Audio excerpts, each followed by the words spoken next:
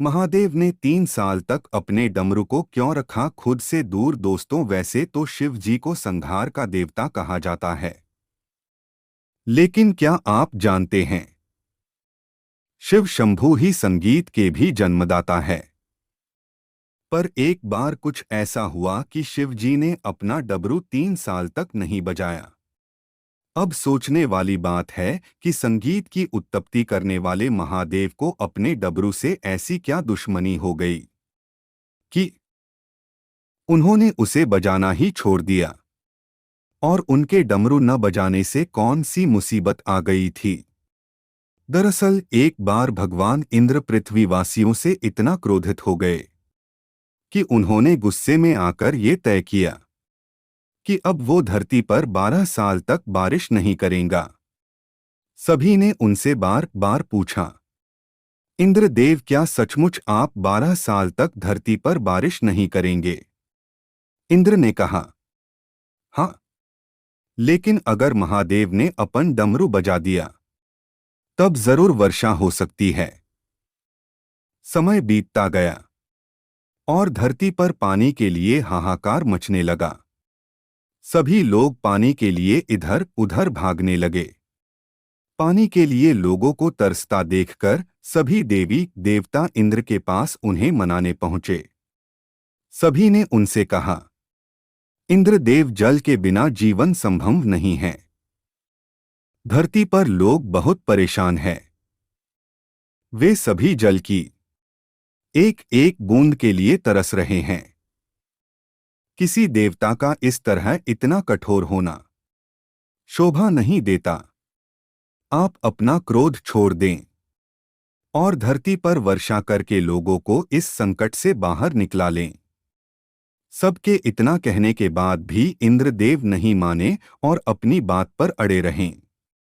इसके बाद सभी देवता महादेव की शरण में पहुंचे। उन्होंने शिव जी को सारी बात बताई और उनसे कहा, प्रभु, अगर आप अपना डमरू बजा दें जो इंद्रदेव भी कुछ नहीं कर पाएंगे, तब तो धरती पर बारिश जरूर होगी। लेकिन देवता इस बात से अनजान थे कि इंद्र ने पहले से ही महादेव को अपनी तरफ कर रखा था। उन्होंने भगवान शिव से ये पहले कह दिया था कि प्रभु, आप अपना डमरू 12 साल तक न बजाएं। देवताओं की बात सुनकर भगवान शिव ने उनसे कहा, देवतागण, इंद्र ने पहले से ही मुझसे सहयोग मांग रखा है। ऐसे में मैं भी कुछ नहीं कर सकता। उधर दूसरी ओर धरती पर सभी मनुष्य जानवर पानी के लिए परेशान थे। धीरे धारे समय बीतता गया और ऐसे ही 3 साल हो गए, लेकिन इंद्र ने पानी नहीं बरसाया। धरती पर सभी की परेशानियां बढ़ती जा रही थी। माता पार्वती को भी इस बात की चिंता सताने लगी। तभी एक दिन भगवान शिव और माता पार्वती धरती पर भ्रमण के लिए निकले। उन्होंने देखा सभी जगह सन्नाटा पसरा हुआ है। सभी लोग अपने काम काज छोड़कर वर्षा के इंतजार में बैठे हैं। तभी उनकी नजर एक किसान पर पड़ी। वो किसान हल और बैल लिए अपना खेत जोत रहा था। ये देखकर मां पार्वती और बाबा शिव दोनों हैरान हो गए। दोनों ने अपना भेष बदला और उस किसान के पास पहुंच गए। उन्होंने उस किसान से पूछा, दादा, ये बताइए, जब आपको पता है इतने सालों से वर्षा नहीं हुई और आगे भी वर्षा होने के आसार नजर नहीं आ रहे हैं, तो आप अपना खेत क्यों जोत रहे हैं? तब किसान ने कहा, मैं एक किसान हूं और खेत जोतना मेरा काम है। अगर मैं पानी के सहारे बैठकर अपना काम करना छोड़ दूंगा तो हो सकता है कि मैं अपना काम करना भूल जाऊं। खेत कैसे जोते जाते हैं, हल कैसे चलाते हैं, ये सब मैं भूल जाऊंगा। मेरा काम मुझे याद बना रहे, इसलिए मैं इसका अभ्यास रोज करता रहता हूं। किसान की ये बातें सुनकर दोनों दंग रह गए और वहां से वापस आ गए।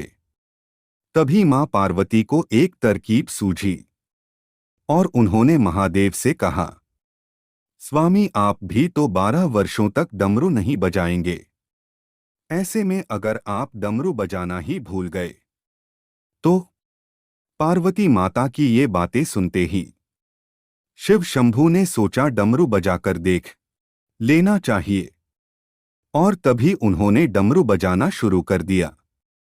डमरू बजाते ही सारी धरती पर झर झर करके बहुत तेज बारिश होने लगी। सभी ने भगवान भोलेनाथ को धन्यवाद कहा। पृथ्वी पर खुशियां छा गई और एक बार फिर से सभी धरतीवासी हंसने मुस्कुराने लगे। महादेव की पुत्री देवी मनसा को क्यों त्यागना पड़ा कैलाश?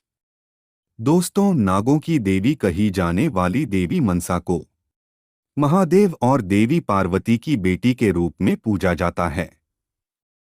उन्होंने अपने जीवन में बड़े से बड़े त्याग किए, लेकिन इसके बाद भी शिवजी ने अपनी पुत्री को कैलाश त्यागने के लिए आदेश दे दिया।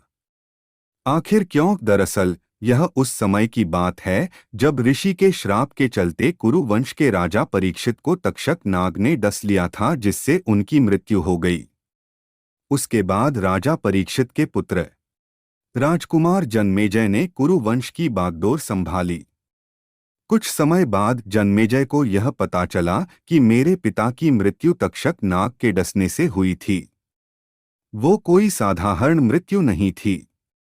यह जानकर उन्हें अधिक पीड़ा हुई और उसी समय जन्मेजय ने यह प्रण किया कि मैं पूरी सर्प जाति को नष्ट कर दूंगा। उन्होंने सर्पों का विनाश करने के लिए एक विशाल संपदा यज्ञ किया, जिसमें कई विषयों के मंत्र से बंद कर दिया, जिसमें एक एक कर सर्प आकर हवन कुंड में गिरकर भस्म होने लगे। इस तरह सांप जाति का विनाश होने लगा। शिव जी की कन्या होने के कारण वह आत्मा में निवास करने वाली सिद्ध योगिनी मनसा देवी ने 3 युगों तक परम ब्रह्म भगवान कृष्ण की कठिन तपस्या की व अपने शरीर को जीर्ण बना डाला। श्री कृष्ण ने इसके वस्त्र व शरीर को जीर्ण देखकर प्रभु ने मनसा देवी को नया नाम जरत्कारु दे दिया, वर्टिकल बार, जो आगे चलकर आस्तिक माता नागेश्वरी विषहारी कहलाई। इधर राजा जन्मेजय द्वारा किए जा रहे यज्ञ के डर से शेषनाग, वासुकी नाग आदि नाग परमा पिता ब्रह्मा के पास गए और बोले, हे पितामह, इस महान सर्पदाह यज्ञ में सभी सर्प एक एक गिरकर व भस्म हो रहे हैं। यदि यह यज्ञ बंद नहीं हुआ तो संपूर्ण सर्प जाति का विनाश हो जाएगा। तब ब्रह्मा जी ने वासुकी नाग से कहा, हे वासुके, जरत्कारु नाम के एक महान मुनि है, तुम अपनी बहन जरत्कारु को उन्हें सौंप दो। वहीं जरत्कारु के गर्भ से जिस पुत्र की उत्पत्ति होगी वही तुम लोगों की रक्षा करेगा। ऋषि जरत्कारु पूर्वत वन में तपस्या करने के लिए उचित जगह के लिए विचरण कर रहे थे। तभी उन्होंने देखा कि उनके पितर लोग एक गड्ढे में एक वृक्ष के सहारे उल्टे लटक रहे हैं तथा उस डाल को एक चूहा काट रहा है। पितरों को गड्ढे में उल्टा लटका देखकर मुनिवर को बहुत कष्ट हुआ। वह अपने पितरों के पास गए और बोले, हे पूजनीय, मैंने इतना तप किया, ब्रह्मचर्य का पालन किया, फिर आप सब की यह हालत क्यों हो रही है? मुझे बताएं इसका कारण क्या है? तब उनके पितरों ने उत्तर देते हुए कहा, हे वत्स, तपस्या करने से कुछ नहीं होगा, क्योंकि वंशहीन होने के चलते हम स्वर्ग से निकालकर पाताल में डाल दिए गए हैं। तुम विवाह करके संतान उत्पन्न करो, तभी हमारा उद्धार होगा। इतना कहकर उनके पितरों ने मौन धारण कर लिया। तब ऋषि जरत्कारु बोले, हे पूजनीय पूर्वजों, यदि मेरे नाम वाली कन्या बिना मांगे मुझे मिल जाए और मेरी अधीनता स्वीकार करें तो ही मैं विवाह करूंगा। उसके बाद ऋषि वहां से तीर्थों का भ्रमण करने के लिए निकल पड़े। रास्ते में वासुकी नाग से उनकी भेंट मिली। उसने ऋषि से अपनी बहन जरत्कारु को स्वीकार करने का निवेदन किया। वासुकी जी की प्रार्थना सुनकर मुनिवर ने कहा, हे महाभाग, तुम्हारी बहन मेरे नाम वाली है, आठ मैं तुम्हारी बहन को पत्नी रूप में स्वीकार करता हूँ, लेकिन वह मेरी अभिलाषा के विरुद्ध कोई काम करेगी तो उस पर मैं इसे त्याग दूंगा। इस तरह ऋषि जरत्कारु ने उस कन्या यानी देवी मनसा को स्वीकार किया। विवाह के बाद मुनि अपने ही नाम वाली यानी जरत्कारु नामक महिला के साथ वन में सुखमय जीवन बीताने लगे। कुछ समय ऐसे ही बीत गया। एक दिन ऋषि राज संध्या के समय सो रहे थे। उस समय देवी मनसा उनके निकट बैठी थी।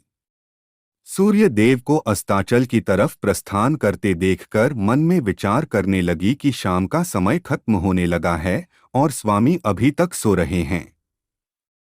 यदि इन्हें जगाती नहीं हूं तो धर्म लोप होगा व पाप की भागी बनूंगी। वहीं जगाती हूं तो वचन के अनुसार उनकी आज्ञा के खिलाफ काम होगा और मुझे त्याग देंगे। इस तरह सोच विचार करते हुए वह इस निष्कर्ष पर पहुंची कि स्वामी भले ही मुझे त्याग दें, लेकिन मैं उनका धर्म लोप नहीं होने दूंगी। तभी वह विनम्र भाव से बोली, स्वामी, सूर्यदेव अस्ताचल की तरफ जा रहे हैं और संध्या वंदन का समय हो गया है। लेकिन ऋषि राज ने क्रोध में कहा, मेरी निद्रा में विघ्न डालने वाली स्त्री, मैं तुझे इसी पल त्यागता हूं। तब मनसा देवी कहने लगी, मेरे भाई ने जिस काम को पूर्ण करने के लिए मुझे आपकी सेवा में सौंपा था, अब वह काम कैसे पूरा होगा। तब ऋषि ने शांत आवाज में कहा, हे प्रिय, यह कार्य पूर्ण हो चुका है। मैं कभी झूठा वचन नहीं करता। जिसके बाद देवी मनसा अपने भाई के घर आई तथा ऋषि के द्वारा कहे वचनों को बताया, जिससे उसके भाई को विश्वास हो गया कि जरत्कारु मां बनने वाली है। उसके कुछ समय बाद मनसा देवी के गर्भ से एक दिव्य कुमार का जन्म हुआ। बड़ा होने के बाद उस बालक ने च्यवन ऋषि से वेदों का ज्ञान सीखा, जो आगे चलकर आस्तिक नाम से प्रसिद्ध हुआ। आस्तिक ने सर्प कुल की रक्षा के लिए राजा जन्मेजय द्वारा किए जा रहे सर्पदाह यज्ञ को रुकवाया। इसी बालक ने ऋषि जरत्कारु के पितरों को नरक से मुक्ति दिलाई। इसी बालक को जन्म देने वाली ऋषि जरत्कारु की पत्नी व वासुकी नाग की बहन ने सबकी मंशा पूरी की तथा मनसा देवी के नाम से दुनिया में पूजनीय हुई।